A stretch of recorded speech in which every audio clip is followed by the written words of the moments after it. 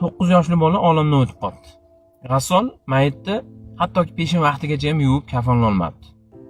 Janozaga yig'ilgan ko'pgina odamlar bu holatdan sarosimaga tushibdi, xavotir olishdi-da.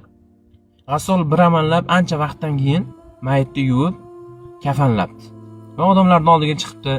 Odamlar Rassoldan nimaga uzoq vaqt qolib ketganini sababini so'rashdi. Shunda Rassol har gal mayitni yuvib kafanlashga tayyorlagan paytimda bolani og'zidan qon kelaverdi. Shu sababdan men uzoq vaqt qolib ketdim deb javob berdi. Janozaga yig'ilgan odamlarning ko'pchiligi bu holatdan qo'rqibdi. Sababini izlay boshladi. Nimaga bunday bo'lganini sababini izlay boshladi. Keyinchalik bilishsaki, o'sha bolachani onasi bola bir xato ish qilib qo'ysa, onasini aytganini qilmasa, shovqin qilsa, bolasini og'zingdan qoning kelsin deb so'kar ekan. Endi men bu bilan nima demoqchiman? Bu video farzand o'stirayotgan har bitta onaga tegishli-da. Otalarga tegishli emas, onalarga tegishli. Nimagaki, ko'pgina onalar farzandini jahl ustida bilmasdan shunaqangi qarg'ab qo'yadi, shunaqangi so'kib qo'yadi-da. Og'zingdan qoning kelsin. O'lganing yaxshi edi. Senday farzandni boridan yo'g'i yaxshi edi.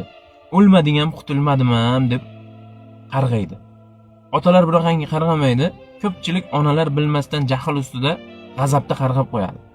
Farzandingizni kim bo'lishi sizni tilingizdan chiqayotgan gapga ham juda ko'p bog'liqda.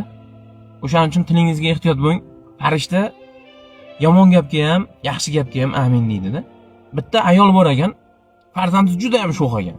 Juda ham shu onasini aytganini qilmaskan, gapiga kirmasganda. Onasi har doim "Men masjidga imom bo'lgir" deb so'kar ekan, baqirar ekan, gapirar ekan. Oradan yillar o'tibdi, vaqtlar o'tibdi. O'sha onasini aytganini qilmaydigan yigit, onasini gapiga kirmaydigan yigit, onasini ko'p qiynaydigan yigit o'sha masjidga imom bo'lgan ekanda. O'shaning uchun so'kayotganda, bolaga gapirayotganda, bolaga baqirayotganda ehtiyot bo'lish kerak. Tilga e'tiborli bo'lish kerak. Til suyagi yo'q-da, lekin suyaklarni